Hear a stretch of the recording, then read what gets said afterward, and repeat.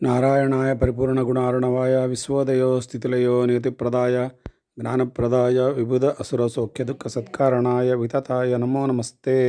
ಶ್ರೀ ಗುರುಭ್ಯೋ ನಮಃ. ತೃತೀಯ ಸ್ಕಂದ ಅಧ್ಯಾಯ 1. ವಿದುರ ಉದ್ಧವರ ಪರಸ್ಪರ ಸಂದರ್ಶನ. ವಿದುರನು ಬಂಧು ಮರಣಕ್ಕಾಗಿ ದುಃಖಿಸಿದುದು, ಮೈತ್ರೇಯರನ್ನು ಕೊಂಡು ಅವರಿಂದ ಉಪದೇಶ ಹೊಂದಿದುದು.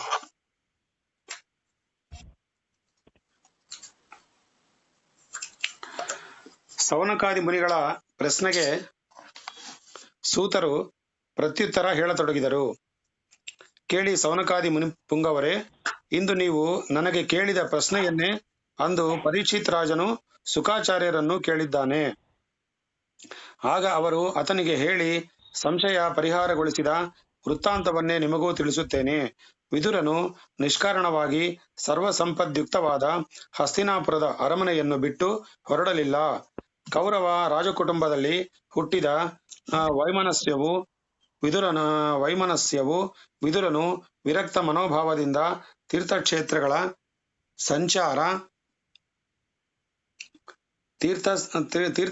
ಸಂಚಾರಕ್ಕೆ ಹೊರಡಲು ಕಾರಣವನ್ನು ಉಂಟು ಮಾಡಿತು. ಹಸ್ತಿನಾವತಿಯಲ್ಲಿ ದುರ್ಯೋಧನಾದಿ ಕೌರವರ ತಂದೆಯಾದ ಧೃತರಾಷ್ಟ್ರನು ರಾಜ್ಯವಾಳುತ್ತಿದ್ದನಷ್ಟೇ. ಅವನು ದುರುಳನಾದ ತನ್ನ ಮಕ್ಕಳನ್ನು ಅಂಕೆ ಇಡಲು ಅಶಕ್ತನಾಗಿದ್ದನು. ಆ ದುರ್ಯೋಧನಾದಿಗಳು ಪರಮ ದುಷ್ಟರಾಗಿ ಧರ್ಮದಲ್ಲಿ ಲೇಷ ಮಾತ್ರವೂ ದೃಷ್ಟಿ ಇಲ್ಲದೆ ದುಷ್ಕಾರ್ಯ ನಿರತರಾಗಿ ದಂಭ ದರ್ಪಗಳಿಂದ ಮೆರೆಯುತ್ತಿದ್ದರು. ವೃದ್ಧನು ಅಂಧನೂ ಆದ ರಾಜ ಧೃತರಾಷ್ಟ್ರನು ವಿಧಿ ಇಲ್ಲದೆ ತನ್ನ ಮಕ್ಕಳ ಮಾರ್ಗವನ್ನೇ ಅನುಸರಿಸಿ ಹೋಗುತ್ತಿದ್ದನು.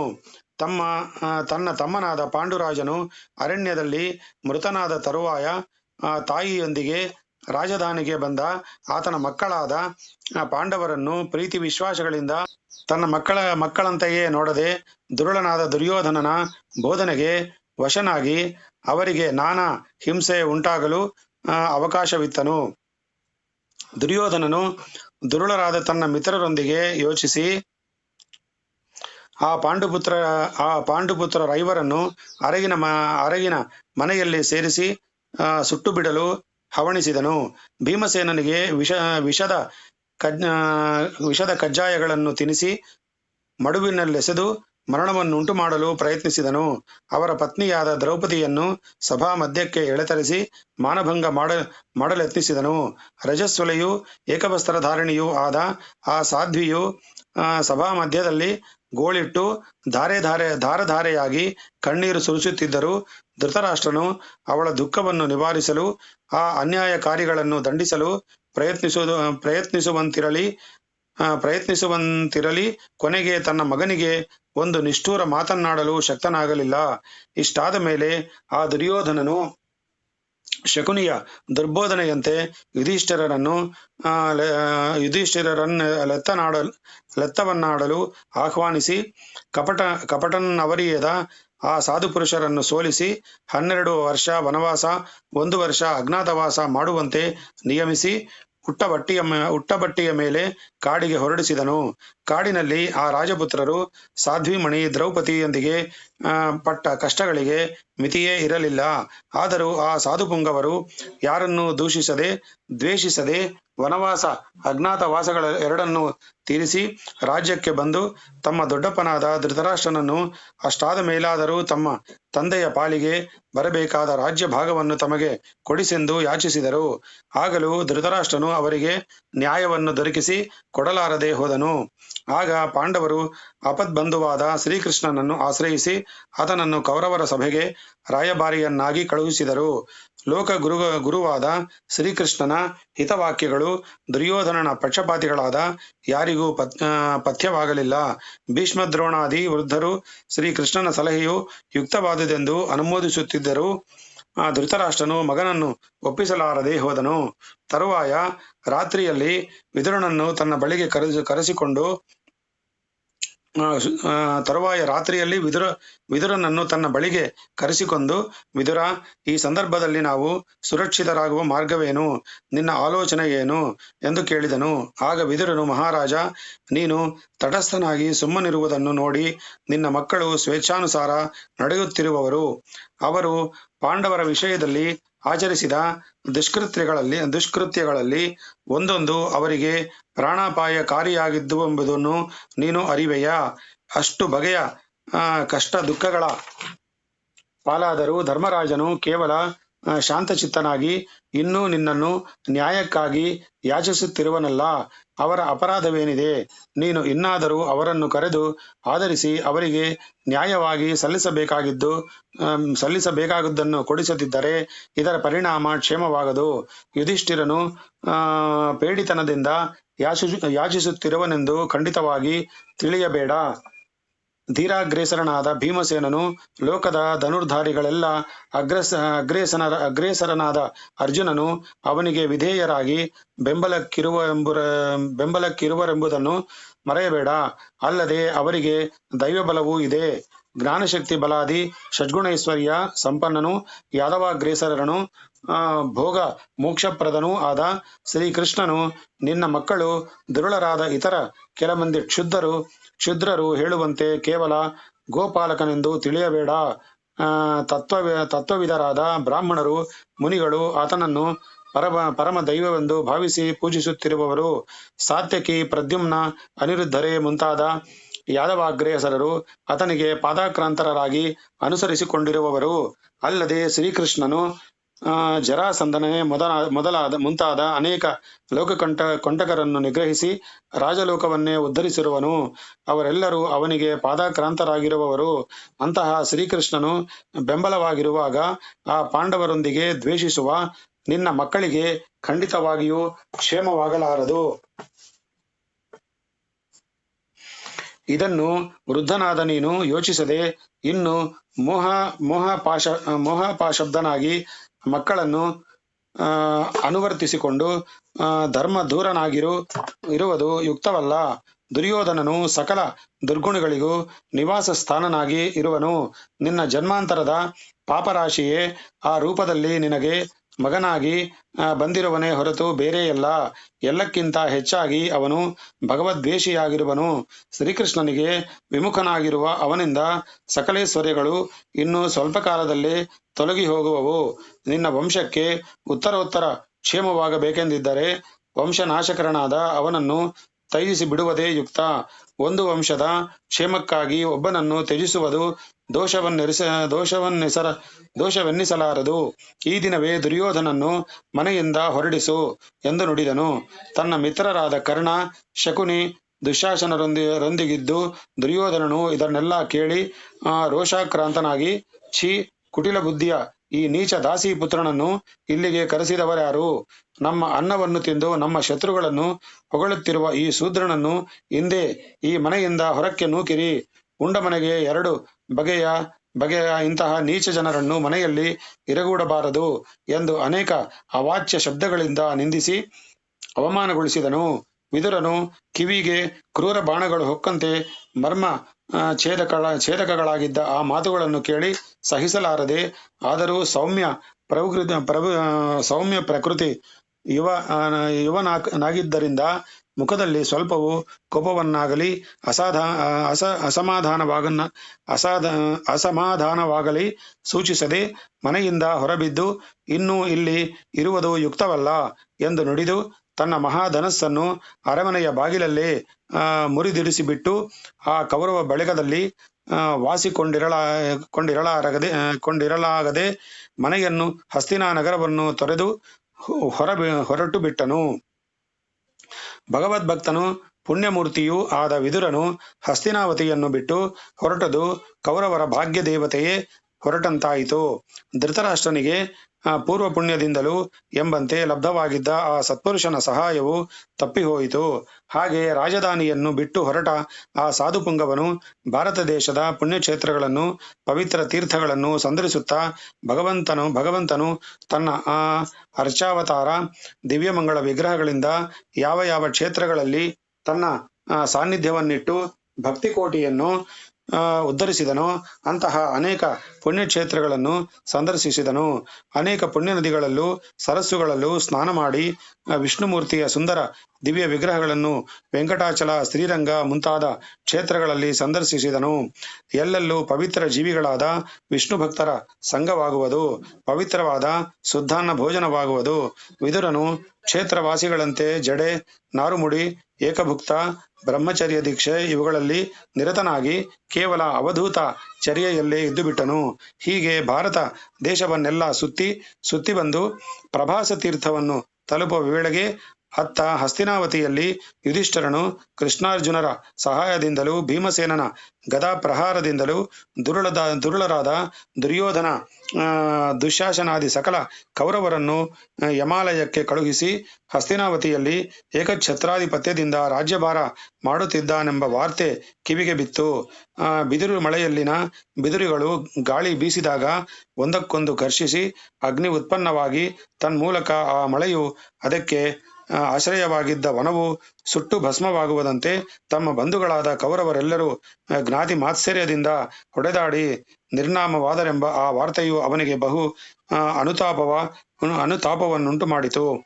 ಮಹಾಜ್ಞಾನಿಯು ತತ್ವವೇತ್ತನು ಆದುದರಿಂದ ಆ ಮಹಾನುಭಾವನು ಆ ದುರಂತ ವಿಚಾರವನ್ನು ಕುರಿತು ಯಾರೊಂದಿಗೂ ಏನೂ ಪ್ರಸ್ತಾವ ಮಾಡದೆ ಅಲ್ಲಿಂದ ಪಶ್ಚಿಮಾಭಿಮುಖವಾಗಿ ಪ್ರಯಾಣ ಮಾಡಿ ಸರಸ್ವತಿ ನದಿ ತೀರಕ್ಕೆ ಬಂದನು. ಅಲ್ಲಿಂದ ಮನುತೀರ್ಥ, ಋತುತೀರ್ಥ, ಅಗ್ನಿತೀರ್ಥ, ಅಸಿತತೀರ್ಥ, ವಾಯುತೀರ್ಥ, ಸುದಾಸತೀರ್ಥ, ಗೋತೀರ್ಥ, ಗುಹತೀರ್ಥ, ಯಮತೀರ್ಥಗಳೆಂಬ ಪ್ರಸಿದ್ಧ ಪುಣ್ಯತೀರ್ಥಗಳನ್ನು ಅಲ್ಲಿ ಸ್ನಾನ ಮಾಡಿ ಅಲ್ಲೆಲ್ಲ ಶ್ರೀ ವಿಷ್ಣುಮೂರ್ತಿಯ ಪುಣ್ಯ ಸ್ಮರಣದಿಂದ ಸದಾ ಶಾಂತಚಿತ್ತನಾಗಿ ಸಂಚರಿಸಿ ಸೌರಾಷ್ಟ್ರ ಸೌವಿರ ದೇಶಗಳನ್ನು, ಮತ್ಸ್ಯ ಕುರುಜಾಂಗಲ ದೇಶಗಳ ಗಡಿಗಳನ್ನು ದಾಟಿ ಯಮುನಾ ತೀರಕ್ಕೆ ಬಂದು ಸೇರಿದನು. ಅಲ್ಲಿ ಭಾಗವತೋತ್ತಮನು, ಸುಪ್ರಖ್ಯಾತ ನೀತಿ ಶಾಸ್ತ್ರಜ್ಞನು, ಯದುಕುಲ ಸಚಿವನು ಆದ ಉದ್ಧವನ ಸಂದರ್ಶನವಾಯಿತು. ಬಹುದಿನಗಳಿಂದ ಬಂಧು ಜನರಿಂದಲೂ ಆತ್ಮೀಯರಿಂದಲೂ ಆಗಲಿ ದೇಶ ಸಂಚಾರ ನಿರತರಾಗಿದ್ದ ಆತನಿಗೆ ಉದ್ಧವನನ್ನು ಕಂಡು ತಕ್ಷಣವೇ ಪರಮಾನಂದವಾಯಿತು. ಒಡನೆಯೇ ಆತನನ್ನು ಗಾಢಾಲಿಂಗನೆ ಮಾಡಿಕೊಂಡು ಆನಂದ ಬಾಷ್ಪಗಳನ್ನು ಸುರಿಸುತ್ತಾ ಎಷ್ಟು ನೋಡಿದರೂ ತೃಪ್ತಿ ಇಲ್ಲದೆ ತನ್ನ ಬಂಧು ಜನಗಳೆಲ್ಲ ಯೋಗಕ್ಷೇಮವನ್ನು ವಿಚಾರಿಸತೊಡಗಿದನು. ಎಲೆ ಯದುಮಂತ್ರಿ ಪುಂಗವನೇ, ನಮ್ಮ ಯಾದವ ಬಂಧುಗಳೆಲ್ಲರೂ ಕ್ಷೇಮವೇ? ಭೂಭಾರ ಹರಣಕ್ಕಾಗಿ ವಸುದೇವ ದೇವಕಿಯರಲ್ಲಿ ಲೀಲಾಮಾನುಷ ವಿಗ್ರಹನಾಗಿ ಅವತರಿಸಿದ ಶ್ರೀಕೃಷ್ಣನು ಬಲರಾಮನೊಂದಿಗೆ ಲೋಕೋದ್ಧಾರಕ್ಕಾಗಿ ಸುರಕ್ಷಿತನಾಗಿರುವನೇ? ವಸುದೇವನು, ಉಗ್ರಸೇನನು, ಪ್ರದ್ಯುಮ್ನ, ಸಾತ್ಯಕಿ, ಅನಿರುದ್ಧಾದಿ ಯಾದವ ಮುಖ್ಯರೆಲ್ಲರೂ ಕುಶಲಿಗಳೇ? ಶ್ರೀಕೃಷ್ಣ ಸ್ವಾಮಿಯ ಪಾದ ಕಮಲಗಳಲ್ಲಿ ಅನನ್ಯ ಭಕ್ತಿ ಶ್ರದ್ಧೆಗಳನ್ನು ಗಳಿಸಿದ ಅಕ್ರೂರನು ಕ್ಷೇಮವೇ? ದ್ವಾರಕಿಯಲ್ಲಿ ಯಾದವ ಮುಖ್ಯರೆಲ್ಲರೂ ಸುಕ್ಷೇಮಿಗಳಷ್ಟೇ. ಅವ್ಯಾಕೃತ ಗೃಹಸ್ಥಾನದ ಶ್ರೀಕೃಷ್ಣನ ಅಷ್ಟಮಹಿಷಿಯರು, ಅನಂತ ಸಂಸಾರಿಯಾದ ಆತನ ಮಿಕ್ಕೆಲ್ಲ ಪರಿವಾರವು ಕ್ಷೇಮವಷ್ಟೇ.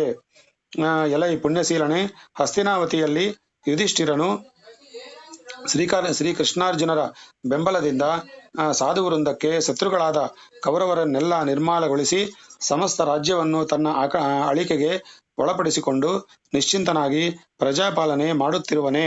ದುರ್ಯೋಧನನು ಅರ್ಜುನನ ಅಸ್ತ್ರವಿದ್ಯಾ ಪ್ರೌಢಿಮೆಯು, ಗದಾಧಾರಿಯಾದ ಭೀಮಸೇನನ ಬಾಹುಬಲವೂ ತನಗೆ ಎಂದಿಗಿದ್ದರೂ ಮೃತ್ಯುವಾಗುವುದೆಂದು ಧರ್ಮರಾಜನೇ ತಪ್ಪದೆ ಸಾಮ್ರಾಜ್ಯಾಧಿಪತಿಯಾಗುವನೆಂದು ಚಿಂತಿಸುತ್ತಾ ಕೊರಗುತ್ತಿದ್ದನು.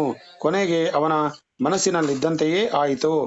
ದುಷ್ಟರಾದ ಕೌರವರ ವಧೆಯಾದ ಮೇಲಾದರೂ ಭೀಮಸೇನನು ಶಾಂತನಾಗಿರುವನಷ್ಟೇ. ಅರ್ಜುನ, ನಕುಲ, ಸಹದೇವರು ಕುಶಲಿಗಳಾಗಿದ್ದಾರೆಯೇ? ಅವರ ಮಾತೆಯಿಂದ ಕುಂತಿದೇವಿಯು ಜೀವಿತದಲ್ಲಿ ಬಹಳ ಕಷ್ಟಗಳನ್ನು ಅನುಭವಿಸಿದಳು. ಅವಳು ಇಂದು ಮಕ್ಕಳು ಸೊಸೆ ಯಾರೊಂದಿಗೆ ಶಾಂತಳಾಗಿಯೂ ನಿಶ್ಚಿಂತಳಾಗಿಯೂ ಇರುವಳೆ. ಉದ್ಧವ, ಪಂಚಪಾಂಡವರ ಪತ್ನಿಯಾದ ದ್ರೌಪದಿಯು ದುರುಳರಾದ ದುರ್ಯೋಧನ ದುಶ್ಯಾಸರ ಕೈಗೆ ಸಿಕ್ಕು ಬಹು ನೊಂದಳು. ಆ ಸಾಧ್ವಿಯು ಇಂದು ಸುರಕ್ಷಿತಳಾಗಿ ಸಂತೋಷದಿಂದಿರುವಳೆ ಎಂದು ಮುಂತಾಗಿ ಸಕಲರ ಯೋಗಕ್ಷೇಮವನ್ನು ಬೇರೆ ಬೇರೆಯಾಗಿ ಕೇಳಿದನು. ಸಾಧು ಹೃದಯನಾದ ಉದ್ಧವನು ಆತನ ಪ್ರಶ್ನೆಗಳಿಗೆಲ್ಲ ಸಮಂಜಸ ಪ್ರತ್ಯುತ್ತರವನ್ನು ಕೊಡುವ ಮೊದಲು ಬಹುದಿನಗಳಿಂದಲೂ ರಾಜ್ಯವನ್ನು ಬಿಟ್ಟು ದೇಶಾಂತರ ಸಂಚಾರದಲ್ಲಿ ಇದ್ದವನಂತೆಯೂ ಅವಧೂತ ರೂಪದಿಂದ ಗುರುತು ಸಹ ಕಂಡು ಬರದಂತೆಯೂ ಇದ್ದ ವಿದುರನನ್ನು ಕುರಿತು, ಅಯ್ಯ ವಿದುರ, ಇದೇನು ನೀನು ಹಸ್ತಿನಾವತಿಯಿಂದ ಹೊರಟು ಎಷ್ಟು ದಿನಗಳಾದವು? ಮಹಾಭಾರತ ಯುದ್ಧ ನಡೆದ ಕಾಲದಲ್ಲಿ ನೀನು ರಾಜಧಾನಿಯಲ್ಲಿ ಇರಲಿಲ್ಲವೇ? ನೀನು ಊರು ಬಿಟ್ಟು ಹೋದುದೇಕೆ? ಅದನ್ನು ಮೊದಲು ತಿಳಿಸು ಎಂದು ಪ್ರಶ್ನಿಸಿದನು. ಆಗ ವಿದುರನು, ಸಾಧು ಶಿರೋಮಣಿ, ಆ ವೃತ್ತಾಂತವನ್ನು ಏನೆಂದು ಹೇಳಲಿ? ಧೃತರಾಷ್ಟ್ರನು ತನ್ನ ತಮ್ಮನಾದ ಪಾಂಡುರಾಜನು ಸತ್ತ ಮೇಲೆ ಚಿಕ್ಕವರಾಗಿದ್ದ ಪಾಂಡವರನ್ನು ಹಸ್ತಿನಾವತಿಯಲ್ಲಿಟ್ಟುಕೊಂಡು ಕೆಲ ದಿನಗಳು ಕಾಪಾಡಿದನಷ್ಟೇ. ಆಗಲೇ ದುರ್ಯೋಧನನಿಗೆ ಅವರ ವಿಷಯದಲ್ಲಿ ಜ್ಞಾತಿ ಮಾತ್ಸರ್ಯವು ಹುಟ್ಟಿ ಬೆಳೆಯಲಾರಂಭಿಸಿತು. ಧೃತರಾಷ್ಟ್ರನು ಪುತ್ರ ವ್ಯಾಮೋಹಬದ್ಧನಾಗಿ ದುಷ್ಟರಾದ ತನ್ನ ಮಕ್ಕಳು ಆ ತಮ್ಮನ ಮಕ್ಕಳಿಗೆ ಮಾಡಿದ ಸಕಲ ದ್ರೋಹಗಳನ್ನು ವಿರೋಧಿಸದೆ ಅನುಮೋದಿಸುತ್ತಲೇ ಬಂಧುವನಾದುದರಿಂದ ಪಾಂಡುಪುತ್ರರಿಗೆ ಮಹಾ ಅನರ್ಥಕಾರಿಯಾದ ಅಕ್ಷದ್ಯೂತ, ದ್ರೌಪದಿಯ ವಸ್ತ್ರಾಪಹರಣ, ವನವಾಸ, ಅಜ್ಞಾತವಾಸವೇ ಮುಂತಾದ ಮಹಾ ಅನರ್ಥಗಳೆಲ್ಲ ಘಟಿಸಿದವು. ಅತ್ಯಂತ ಧರ್ಮಶೀಲರಾದ ಪಾಂಡವರು ಅಜ್ಞಾತವಾಸವನ್ನು ಮುಗಿಸಿಕೊಂಡು ಬಂದ ತರುವಾಯವು ಪ್ರತಿಘಟಿಸಿದೆ. ಪಾದಾಕ್ರಾಂತರಾಗಿ ವಿನಯದಿಂದ ತಮಗೆ ಬರಬೇಕಾದ ದಾಯ ಭಾಗವನ್ನು ಬಿಟ್ಟುಕೊಡಿರೆಂದು ಬೇಡಿದರು. ಆಗಲೂ ಧೃತರಾಷ್ಟ್ರನು ಅದನ್ನು ಕೊಡಿಸದೆ ನಿರಾಕರಿಸಿದನು. ಶ್ರೀಕೃಷ್ಣನು ರಾಯಭಾರ ವಹಿಸಿ ಬಂದು ಹೇಳಿದ ಮಾತು ಸಾರ್ಥಕವಾಗಲಿಲ್ಲ. ಆಗ ಧೃತರಾಷ್ಟ್ರನು ನನ್ನ ಸಲಹೆಯನ್ನು ಕೇಳಲಾಗಿ ನಾನು ವಾಸ್ತವ ಸಂಗತಿಯನ್ನು ಹೇಳಿ, ದುರ್ಯೋಧನನ ಈ ಹಠಮಾರಿತನವು ವಂಶನಾಶಕ್ಕೆ ಕಾರಣವಾಗುವುದೆಂದು, ವಂಶಕ್ಷೇಮಕ್ಕಾಗಿ ಒಬ್ಬನನ್ನು ತ್ಯಜಿಸುವುದು ಕ್ಷೇಮವೆಂದು ಸಲಹೆ ಕೊಟ್ಟನು. ನನ್ನ ಈ ಮಾತು ದುರ್ಯೋಧನಾದಿಗಳೆಲ್ಲರಿಗೂ ವಿರೋಧವೆನ್ನಿಸಿತು. ನಿಷ್ಠುರವಾಗಿ ನಿಂದಿಸಿ ಅವರು ನನ್ನನ್ನು ಮನೆಯಿಂದ ಹೊರಕ್ಕೆಟ್ಟಿದರು. ಈ ದುಷ್ಟ ಸಹವಾಸವನ್ನು ಬಿಟ್ಟು ಬಂದುದು ನನಗೆ ಕ್ಷೇಮವೇ ಆಯಿತು. ಜಗನ್ನಿಯಾಮಕನಾದ ಶ್ರೀಕೃಷ್ಣನ ಅನುಗ್ರಹದಿಂದ ನಾನು ಪ್ರಚ್ಛನ್ನ ವೇಷಧಾರಿಯಾಗಿ ಸಕಲ ಪುಣ್ಯಕ್ಷೇತ್ರ ತೀರ್ಥಗಳನ್ನು ಸೇವಿಸಿ ಧನ್ಯನಾಗಿದ್ದೇನೆ. ನನ್ನ ಮನಸ್ಸು ಸಮಸ್ತ ವ್ಯಸನಗಳಿಂದಲೂ ಮುಕ್ತವಾಗಿ ಶ್ರೀಕೃಷ್ಣನ ಪಾದಾರವಿಂದಗಳಲ್ಲೇ ನೆಲೆಸಲು ಇದೊಂದು ದೊಡ್ಡ ಸಾಧನವಾಯಿತು. ಶ್ರೀಕೃಷ್ಣ ಮೂರ್ತಿಯ ಲೋಕದಲ್ಲಿ ಹೆಚ್ಚು ಹೋಗಿದ್ದ ದುಷ್ಟ ಕ್ಷತ್ರಿಯ ರಾಜವಂಶವನ್ನೇ ನಿರ್ಮಾಲಗೊಳಿಸಬೇಕೆಂದು ಅವತರಿಸಿದ್ದಾನಾದ್ದರಿಂದ ತನ್ನ ಭಕ್ತರಾದ ಪಾಂಡವರನ್ನು ರಕ್ಷಿಸಲು ಇಷ್ಟು ಕಾಲ ಸಾವಕಾಶ ಮಾಡಬೇಕಾಯಿತು. ಹಾಗಿಲ್ಲದಿದ್ದರೆ ಕೇವಲ ಕೌರವರನ್ನಾಗಲಿ ದುರ್ಯೋಧನನ್ನಾಗಲಿ ಸಂಧಾನಕ್ಕೆ ಬಂದ ಕಾಲದಲ್ಲೇ ಹುಂಕಾರ ಮಾತ್ರದಿಂದ ಸಂಹರಿಸಬಹುದಾಗಿದ್ದಿತು. ಮನುಷ್ಯ ರೂಪದಿಂದ ಅವತಾರ ಮಾಡಿದ ಮೇಲೆ ಪರಮಾತ್ಮನು ಮನುಷ್ಯ ಸಾಮಾನ್ಯರಂತೆಯೇ ಕಾಲಕರ್ಮ ಗುಣಗಳ ಪರಿಮಿತಿಗಳನ್ನೆಲ್ಲ ಅನುಸರಿಸಿ ನಡೆಯಬೇಕಾದುದು ಅವಶ್ಯಕವಿದೆ ಮತ್ತು ಸಕಲ ಜಗತ್ತಿಗೂ ಮೇಲ್ಪಜ್ಞೆಯಾಗಿರುವಂತೆಯೂ ತಾನು ಕರ್ಮಬದ್ಧನು ಎಂಬಂತೆಯೂ ಸದಾಚಾರ ನಿರತನಾಗಿ ನಡೆಯಬೇಕಾಗಿದೆ. ಉದ್ಧವ, ಇಂತಹ ಪರಮಾತ್ಮನ ದಿವ್ಯ ಸುಂದರ ವಿಗ್ರಹವನ್ನು ಅಂದು ಹಸ್ತಿನಾಪುರದಲ್ಲಿ ಕಂಡುದು ನನ್ನ ಜನ್ಮಾಂತರ ಸುಕೃತ ಫಲ ವಿಶೇಷದಿಂದಲೇ ಎಂದು ಹೇಳಬೇಕಾದುದೇನು?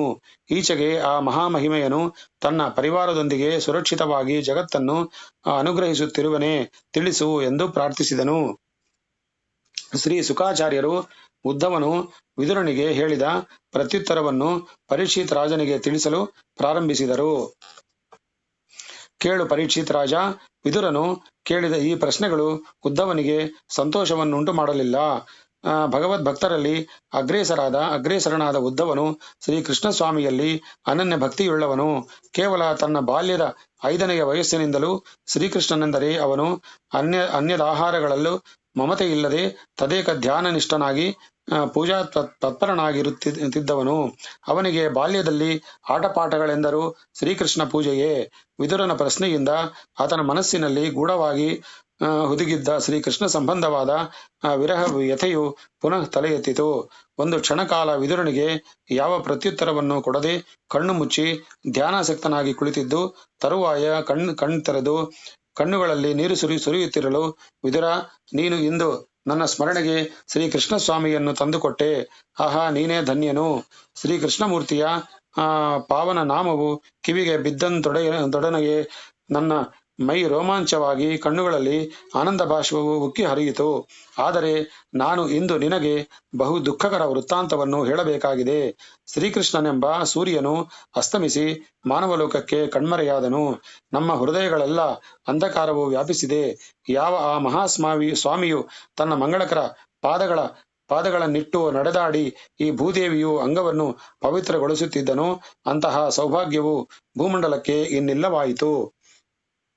ಬ್ರಹ್ಮಾದಿ ಮುಖ್ಯರಿಂದಲೂ ವಂದಿಸಲ್ಪಟ್ಟ ಪಾದಪದ್ಮವುಳ್ಳ ಆ ಪರಮ ಪುರುಷನು ತಮ್ಮ ಜೀವಿತ ಕಾಲದಲ್ಲೇ ಅವತರಿಸಿ ತಮ್ಮೊಂದಿಗೆ ಓಡಿಯಾಡುತ್ತಿದ್ದ ಸುಕೃತವನ್ನು ಪಡೆದಿದ್ದ ಯಾದವರ ಮಹಾಭಾಗ್ಯವನ್ನು ಏನೆಂದು ಹೇಳಲಿ. ಆದರೆ ದುರ್ದೈವಿಗಳಾದ ಅವರು ಆತನು ಸಾಮಾನ್ಯ ಮಾನವನೆಂದೇ ಭಾವಿಸಿದ್ದರಲ್ಲದೆ ಆ ಪುರುಷೋತ್ತಮನ ನಿಜ ಸ್ಥಿತಿಯನ್ನು ಅರಿಯಲಾರದೆ ಹೋದರು.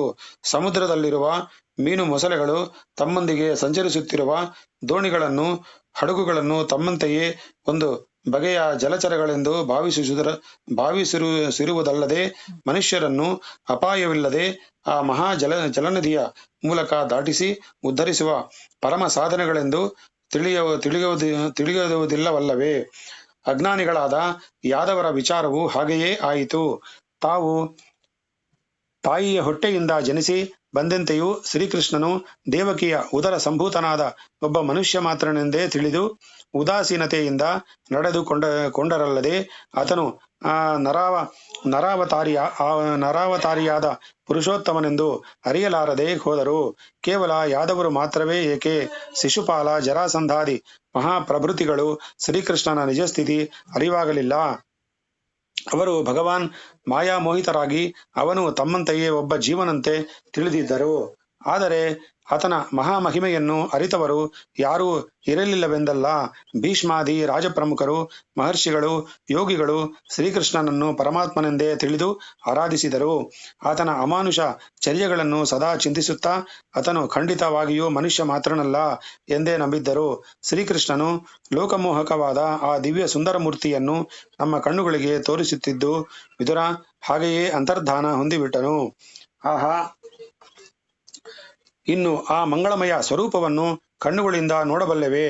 ಯುಧಿಷ್ಠರ ಮಹಾರಾಜನು ನಡೆಯಿಸಿದ ಆ ರಾಜಸೂಯ ಯಾಗಮಂಟಪದಲ್ಲಿ ಅಗ್ರ ಪೂಜೆಯನ್ನು ಸ್ವೀಕರಿಸಿ ದಿವ್ಯ ಕೌಸ್ತುಭಾಭರಣ ಶೋಭಿತನಾದ ಆ ದಿವ್ಯ ಸುಂದರ ವಿಗ್ರಹವನ್ನು ಮತ್ತೊಮ್ಮೆ ಸಂದರ್ಶಿಸುವ ಸುಯೋಗವು ಮನುಷ್ಯ ಲೋಚನಕ್ಕೆ ಇನ್ನೂ ಲಭ್ಯವಾಗುವುದೇ?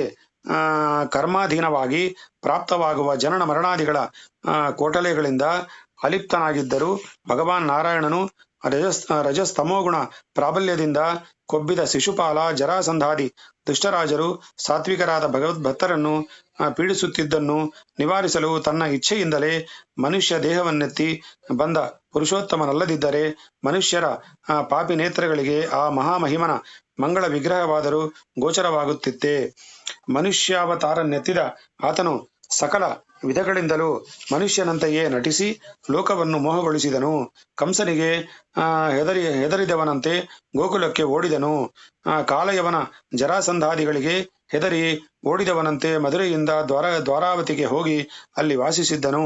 ಕಂಸ ಚಾಣೂರಾದಿಗಳನ್ನು ಕೊಂದು ಬಂದ ತರುವಾಯ ಮಾತಾಪಿತೃಗಳಾದ ದೇವಕಿ ವಸುದೇವರ ಪಾದಗಳಿಗೆ ನಮಸ್ಕರಿಸಿ ಕಂಸನ ಭಯದಿಂದ ಬೇರೊಂದು ಸ್ಥಳದಲ್ಲಿ ವಾಸಿಸುತ್ತಿದ್ದರಿಂದ ಇವರಿಗೆ ನಿಮ್ಮ ಪಾದ ಸೇವೆಗೆ ಒದಗಲು ಸಾಧ್ಯವಾಗಲಿಲ್ಲ. ತಾಯೇ ನನ್ನನ್ನು ಕ್ಷಮಿಸು, ತಂದೆಯ ನನ್ನನ್ನು ಮನ್ನಿಸು ಎಂದು ಪ್ರಾರ್ಥಿಸಿದನು. ಶ್ರೀಕೃಷ್ಣನ ಈ ಲೋಕಮೋಹಕ ಚರ್ಯಗಳೆಲ್ಲವೂ ಲೋಕ ಶಿಕ್ಷಣಕ್ಕಾಗಿಯೇ ಎಂದು ಜ್ಞಾನಿಗಳು ತಿಳಿಯುವರು. ವಿದುರ, ಶಿಶುಪಾಲಾದಿ ಎಷ್ಟೋ ಮಂದಿ ದುಷ್ಟರು ಆಡಬಾರದ ಮಾತುಗಳನ್ನಾಡಿ ವಿವಿಧ ರೀತಿಯಿಂದ ಆ ಕೃಷ್ಣನನ್ನು ನಿಂದಿಸಿದರಲ್ಲವೇ? ಆದರೂ ಆತನಿಂದಲೇ ಸಂಹೃತರಾಗಿ ಯೋಗೀಶ್ವರರಿಗೂ ಸಾಧ್ಯವಿಲ್ಲದ ಮೋಕ್ಷ ಸಾಮ್ರಾಜ್ಯವನ್ನು ಗಳಿಸಿದರು.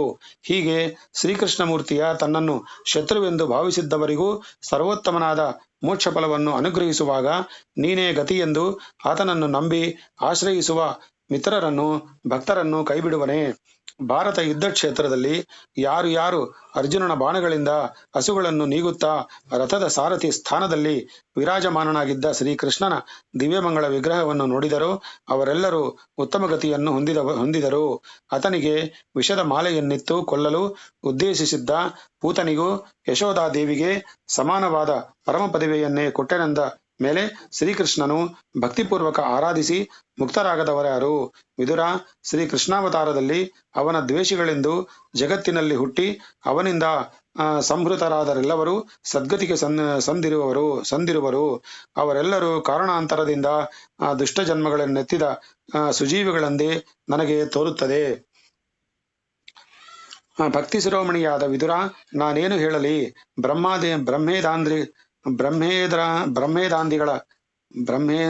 ಬ್ರಹ್ಮೇಂದ್ರಾದಿಗಳ ಪ್ರಾರ್ಥನೆಯನ್ನು ಲಾಲಿಸಿ ಭೂಭಾರ ದೇಶದಿಂದ ದೇವಕಿ ವಸುದೇವರರಿಗೆ ಮಗನಾಗಿ ಜನಿಸಿದಂದಿನಿಂದ ಶ್ರೀ ಕೃಷ್ಣಸ್ವಾಮಿಯು ಆಚರಿಸಿದ ಸಕಲ ಲೀಲೆಗಳು ಲೋಕಮೋಹಕಳಾಗಿ ಪರಮಾನಂದ ಜನಕವಾಗಿವೆ. ಜನಿಸಿದೊಡೆಯನೆ ಕಂಸನಿಗೆ ಭಯಗೊಂಡವನಂತೆ ಗೋಕುಲಕ್ಕೆ ಓಡಿದುದು, ಅಲ್ಲಿ ಯಶೋದೆಗೆ ಪ್ರಿಯಕಂದನಾಗಿ ಅಖಿಲ ಗೋಪಿಯರ ಮತ್ತು ಗೋಪಾಲಕರ ಚಿತ್ತಹರಣ ಮಾಡಿ ತನ್ನ ಅನುಪಮ ಲೀಲೆಗಳಿಂದ ನಂದಗೋಕುಲವನ್ನೇ ಆನಂದಮಗ್ನವಾಗಿ ಮಾಡಿದುದು. ಪೂತನಿ, ಸಕಟಾಸುರ, ಧೇನುಕಾಸುರ ಮುಂತಾದವರನ್ನು ಕೇವಲ ಲೀಲೆಯಿಂದಲೇ ಕೊಂದು ಕೆಡಹಿಡಿದು ಯಮುನಾ ತೀರದಲ್ಲಿ ಗೋಪಿಯರೊಂದಿಗೂ ಗೋಪಾಲರೊಂದಿಗೂ ಕ್ರೀಡಿಸಿದುದು. ದೇವೇಂದ್ರನ ಗರ್ವಹರಣಕ್ಕಾಗಿ ಗೋವರ್ಧನಗಿರಿಯನ್ನೆತ್ತಿ ಗೋವುಗಳೆಲ್ಲನೂ ಗೋಪಾಲಕರನ್ನು 7 ದಿನಗಳವರೆಗೆ ಸಂರಕ್ಷಿಸಿದುದು. ಅವ್ಯಕ್ತ ಮಧುರವಾದ ವೇಣುಗಾನದಿಂದ ಗೋಪಿಕಾ ಜನರ ಮನಸ್ಸನ್ನು ಸೂರೆಗೊಂಡು ಅವರೊಂದಿಗೆ ಜಲಕ್ರೀಡೆ ರಾಸಕ್ರೀಡೆಗಳಲ್ಲಿ ವಿಹರಿಸಿದುದು. ಕಾಳಿಯ ನಾಗನನ್ನು ದಮನ ಮಾಡಿ ದೇವಗಂಧರ್ವರು ಮೆಚ್ಚುವಂತೆ ಅವನ ಫಣೆಗಳ ಮೇಲೆ ನಾಟ್ಯವಾಡಿದುದು. ಅಕ್ರೂರನ ಪ್ರಾರ್ಥನೆಯನ್ನು ಅಂಗೀಕರಿಸಿ ಕಂಸನು ಏರ್ಪಡಿಸಿದ್ದ ಬಿಲ್ಲು ಹಬ್ಬಕ್ಕೆಂದು ಮಧುರಾನಗರಿಗೆ ಬಂದು ಅಲ್ಲಿ ಗಜವನ್ನು ಚಾಣೂರ ಮುಷ್ಟಿಕಾದಿ ಜಟ್ಟಿಗಳನ್ನು ವಧಿಸಿ ತನ್ನನ್ನು ಕೊಲ್ಲಬೇಕೆಂದೇ ಅಷ್ಟು ದೊಡ್ಡ ಆಟವನ್ನು ಹೂಡಿದ್ದ ದುರುಳ ಕಂಸನನ್ನು ಮುಷ್ಟಿಘಾತದಿಂದಲೇ ಕೊಂದುದು. ಈ ಮುಂತಾದ ಕಾರ್ಯಗಳೆಲ್ಲವೂ ಲೀಲಾಮಾನುಷ ವಿಗ್ರಹನಾದ ಶ್ರೀ ಕೃಷ್ಣನಿಂದಲ್ಲದೆ ಮಿಕ್ಕ ಯಾರಿಂದ ಸಾಧ್ಯ? ವಿದುರ, ತಾನೇ ಲೋಕಗುರುವಾಗಿದ್ದರೂ ಮನುಷ್ಯ ಲೋಕಕ್ಕೊಂದು ಶಿಕ್ಷಾರೂಪವಾಗಿರಲೆಂದು ಸಾಂದೀಪನಿ ಗುರುಗಳಲ್ಲಿ ತಮ್ಮಣ್ಣ ಬಲರಾಮನೊಡಗೂಡಿ ವಿದ್ಯಾಭ್ಯಾಸ ಮಾಡಿದಂತೆ ನಟಿಸಿ ಎಂದೂ ಮೃತನಾಗಿದ್ದ ಅವರ ಮಗನನ್ನು ಬದುಕಿಸಿ ಗುರುದಕ್ಷಿಣೆಯಾಗಿ ಸಮರ್ಪಿಸಿದನು. ಇದಾದ ತರುವಾಯ ಶ್ರೀಕೃಷ್ಣನು ರುಕ್ಮಿಣೀ ದೇವಿಯ ಪ್ರಾರ್ಥನೆಯನ್ನು ಲಾಲಿಸಿ ಸಿಂಹದ ಗುಹೆಯಿಂದಲೂ ಎಂಬಂತೆ ರುಕ್ಮ ಶಿಶುಪಾಲಾದಿ ಮಹಾವೀರ ಪರಿವಾರದ ಮಧ್ಯದಲ್ಲಿದ್ದ ಆಕೆಯನ್ನು ಆ ಎಲ್ಲ ವೀರರ ಕಣ್ಣೆದುರಿಗೆ ಅಪಹರಿಸಿ ಕರೆದೆಂದು ಗಾಂಧರ್ವ ವಿವಾಹ ಪದ್ಧತಿಯಿಂದ ಸ್ವೀಕರಿಸಿ ದ್ವಾರಕೆಯಲ್ಲಿ ಮಹಾವೈಭವದಿಂದ ಲಗ್ನವಾದನು. ಸಪ್ತಮಹಾವೃಷಭಗಳನ್ನು ಏಕಾಂಗಿಯಾಗಿ ಎದುರಿಸಿ ಅವುಗಳ ಕೊಬ್ಬನ್ನಡಗಿಸಿ ನಗ್ನಚಿತ್ತನ ಮಗಳನ್ನು ಅಲ್ಲದೆ ಸತ್ಯಭಾಮ, ಜಾಂಬುವತಿ ಮುಂತಾದ ಇತರ ಭಾರ್ಯೆಯರನ್ನು ವರಿಸಿದನು. ಸತ್ಯಭಾಮಾದೇವಿಯು ಅಪೇಕ್ಷೆಯನ್ನು ಸಲ್ಲಿಸಲಿಕ್ಕೆಂದು ಸ್ವರ್ಗಕ್ಕೆ ನಡೆದು ಐರಾವತವನ್ನೇರಿ ವಜ್ರಹಸ್ತನಾಗಿ ಎದುರಿಸಿದ ದೇವೇಂದ್ರನನ್ನು ಪರಾಜಯಗೊಳಿಸಿ ಪಾರಿಜಾತ ವೃಕ್ಷವನ್ನು ಭೂಲೋಕಕ್ಕೆ ತಂದುಬಿಟ್ಟನು. ಲೋಕಕಂಟಕನಾಗಿದ್ದ ನರಕಾಸುರರನ್ನು ಯುದ್ಧರಂಗದಲ್ಲಿ ಚಕ್ರಾಯುಧದಿಂದ ಸಂಹರಿಸಿ ಆತನ ಸೆರೆಯಲ್ಲಿದ್ದ 16 ಸಹಸ್ರ ಮಂದಿ ರಾಜಪುತ್ರಿಯರನ್ನು ಬಂಧ ವಿಮುಕ್ತಿಗೊಳಿಸಲು ಅವರೆಲ್ಲರೂ ಶ್ರೀಕೃಷ್ಣನ ಲೋಕಮೋಹದ ದಿವ್ಯ ಸುಂದರ ವಿಗ್ರಹವನ್ನು ನೋಡಿ ಮೋಹಿಸಿ ತಮ್ಮನ್ನು ಭಾರ್ಯರನ್ನಾಗಿ ಸ್ವೀಕರಿಸಬೇಕೆಂದು ಪ್ರಾರ್ಥಿಸಲು ಅವರೆಲ್ಲರ ಕೋರಿಕೆಗಳನ್ನು ಈಡೇರಿಸಬೇಕೆಂದು ಅವರೆಲ್ಲರ ಸಂಖ್ಯೆಗೆ ತಕ್ಕ ರೂಪಗಳನ್ನು ಧರಿಸಿ ಏಕಕಾಲದಲ್ಲೇ ಎಲ್ಲರನ್ನೂ ಪತ್ನಿಯರನ್ನಾಗಿ ಸ್ವೀಕರಿಸಿ ಆದರಿಸಿದನು. ಮತ್ತು ತನ್ನ ಸಂಕಲ್ಪ ಮಾತ್ರದಿಂದಲೇ ಅವರೆಲ್ಲರಿಗೂ ಅರಮನೆಗಳನ್ನು ನಿರ್ಮಿಸಿಕೊಟ್ಟು ಸಂತೋಷಗೊಳಿಸಿದನು. ಜರಾಸಂಧಾದಿ ದೈತ್ಯರನ್ನು ಭೀಮಾರ್ಜುನರಿಗೆ ಪ್ರೇರಕವಾಗಿಯೂ ಕಾಲಯವನ, ಶಿಶುಪಾಲ, ದಂತವಕ್ತ್ರ, ಬಾಣಪಲ್ವಲ, ಕೇಶಿ ಮೊದಲಾದವರನ್ನು ತಾನೇ ತನ್ನ ಕೈಯಿಂದಲೇ ವಧಿಸಿದನು. ಹಸ್ತಿನಾವತಿಯಲ್ಲಿ ಅಣ್ಣತಮ್ಮಂದಿರಾದ ಮಕ್ಕಳಾದ ಕೌರವ ಪಾಂಡವರಲ್ಲಿ ರಾಜ್ಯಕ್ಕಾಗಿ ವಿವಾದ ಹುಟ್ಟಲು ತಾನು ಪಾಂಡವರ ನ್ಯಾಯ ಪಕ್ಷವನ್ನು ಸ್ವೀಕರಿಸಿ ಕುರುಕ್ಷೇತ್ರ ಯುದ್ಧರಂಗದಲ್ಲಿ 11 ಅಕ್ಷೋಹಿಣಿ ಸಮೇತನಾದ ದುರ್ಯೋಧನನನ್ನು ದುಶ್ಯಾಸನ, ಕರ್ಣ, ಶಕುನಿ, ಜಯದ್ರಥ ಮುಂತಾದ ದುರುಳ ಪರಿವಾರವನ್ನು ಆ ದುಷ್ಟಪಕ್ಷವನ್ನು ವಹಿಸಿ ಹೋರಾಡಿದ ಭೀಷ್ಮ, ದ್ರೋಣಾದಿ ವೀರಾದಿ ವೀರರನ್ನು ಸಂಹರಿಸಿ ಭೂಭಾರವನ್ನಿಳಿಸಿದನು. ಈ ಕಾರ್ಯಗಳನ್ನೆಲ್ಲ ವಿದುರ ಲೀಲಾಮಾನುಷ ವಿಗ್ರಹನಾದ ಆ ಪುರುಷೋತ್ತಮನಲ್ಲದೆ ಮತ್ತಾರು ನಿರ್ವಹಿಸಲು ಸಾಧ್ಯ. ಇಷ್ಟಾದ ಮೇಲೂ ಆತನು ವಿರಮಿಸಲಿಲ್ಲ. ತನ್ನ ಕುಲದೇವರೆಂಬ ಹೆಮ್ಮೆಯಿಂದ ಮದಾಂಧರಾಗಿದ್ದ ಯಾದವರನ್ನು ಉಳಿಸಿದರೆ ತನ್ನ ಭೂಭಾರ ಹರಣ ಕಾರ್ಯವು ಪೂರ್ತಿಯಾದಂತಾಗುವುದಿಲ್ಲವೆಂದು ಅವರವರಲ್ಲೇ ಕಲಹ ಕಾರಣವನ್ನು ಹುಟ್ಟಿಸಿ ಅವರು ತಮ್ಮಲ್ಲೇ ಹೊಡೆದಾಡಿ ನಿರ್ನಾಮವಾಗುವಂತೆ ಉಪಾಯವನ್ನು ಕಲ್ಪಿಸಿದ ಆ ಲೋಕೋತ್ತರ ಪುರುಷನ ಮಹಿಮೆಯನ್ನು ಯಾರು ತಿಳಿಯಬಲ್ಲರು? ಹಸ್ತಿನಾವತಿಯ ರಾಜಪೀಠದಲ್ಲಿ ಪ್ರತಿಷ್ಠಿಸಿದ್ದ ಧರ್ಮರಾಜನ ಮೂಲಕ ಲೋಕದಲ್ಲಿ ವರ್ಣಾಶ್ರಮ ಧರ್ಮಗಳು ಕ್ರಮವಾಗಿ ನಡೆಯುವಂತೆ ಸ್ಥಾಪಿಸಿ ಪಾಂಡವ ಪ್ರತಿಷ್ಠಾಪನಾಚಾರ್ಯನೆಂಬ ಬಿರುದಿನಿಂದ ಆ ಮಹಾತ್ಮನು ಸುಪ್ರಸಿದ್ಧನಾದನು. ಅಲ್ಲದೆ ದ್ರೋಣಪುತ್ರನಾದ ಅಶ್ವತ್ಥಾಮನು ಪಾಂಡವ ವಂಶವನ್ನೇ ನಿರ್ಮೂಲಗೊಳಿಸುವುದಕ್ಕಾಗಿ ತಾನು ದುರ್ಯೋಧನನಿಗೆ ಅವನ ಅಂತ್ಯಕಾಲದಲ್ಲಿ ಕೊಟ್ಟಿದ್ದ ವಾಗ್ದಾನವನ್ನು ಸಾರ್ಥಕಗೊಳಿಸಲು ಅಭಿಮನ್ಯು ಪತ್ನಿಯಾದ ಉತ್ತರಾದೇವಿಯ ಗರ್ಭಕ್ಕೆ ಪ್ರಯೋಗಿಸಿದ್ದ ಬ್ರಹ್ಮ ಶಿರೋಸ್ತ್ರವನ್ನು ಆ ಯದುಪುಂಗವನು ತನ್ನ ಸುದರ್ಶನದಿಂದ ನಿಗ್ರಹಿಸಿ ಗರ್ಭಸ್ಥ ಶಿಶುವನ್ನು ಸಂರಕ್ಷಿಸಿ ನಿಜವಾಗಿಯೂ ಪಾಂಡವ ವಂಶವನ್ನು ಉದ್ಧಾರ ಮಾಡಿದನು. ಧರ್ಮರಾಜನಿಂದ 3 ಅಶ್ವಮೇಧ ಯಾಗಗಳನ್ನು ಮಾಡಿಸಿ ಲೋಕದಲ್ಲಿ ಧರ್ಮವನ್ನು ದೃಢವಾಗಿ ಸ್ಥಾಪಿಸಿದನು. ಇಂತಹ ಮಹಾಕಾರ್ಯಗಳನ್ನು ಅವಲೀಲೆಯಿಂದ ನೆರವೇರಿಸುತ್ತಿದ್ದರೂ ಶ್ರೀಕೃಷ್ಣನು ಲೋಕದ ಸರ್ವಸಾಮಾನ್ಯ ಮನುಷ್ಯನಂತೆಯೇ ನಿತ್ಯಕರ್ಮಗಳಲ್ಲಿ ನಿರತನಾಗಿ ಲೋಕಶಿಕ್ಷೆಗಾಗಿ ಸಾಮಾನ್ಯ ಗೃಹಸ್ಥನಂತೆಯೇ ವಾಸಿಸಿದನು. ಮಧುರಾಧಿಪನಾದ ಕಂಸನನ್ನು ವಧಿಸಿದ ತರುವಾಯ ತಾನೇ ಸಿಂಹಾಸನವನ್ನೇರಿ ರಾಜನಾಗಬಹುದಾಗಿದ್ದರೂ ಸೆರೆಯಲ್ಲಿದ್ದ ಉಗ್ರಸೇನನನ್ನು ಸಿಂಹಪೀಠದಲ್ಲಿ ಕೂರಿಸಿ ಕೈಕಟ್ಟಿಕೊಂಡು ಪ್ರಭು ಮಹದಾಜ್ಞೆ ಎಂದು ಮುಂತಾಗಿ ನಟಿಸಿದ ಆ ಯಾದವಾಧೀಶನ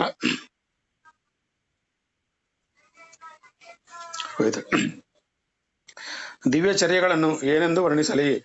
ನಿತ್ಯ ಜೀವಿತದಲ್ಲಿ ಕೆಲವರನ್ನು ತನ್ನ ಕೃಪಾ ಕಟಾಕ್ಷದಿಂದಲೂ, ಕೆಲವರನ್ನು ಉಚಿತ ಸಲಹೆಗಳಿಂದಲೂ, ಮತ್ತೆ ಕೆಲವರನ್ನು ತನ್ನ ದಿವ್ಯ ಸುಂದರ ವಿಗ್ರಹದ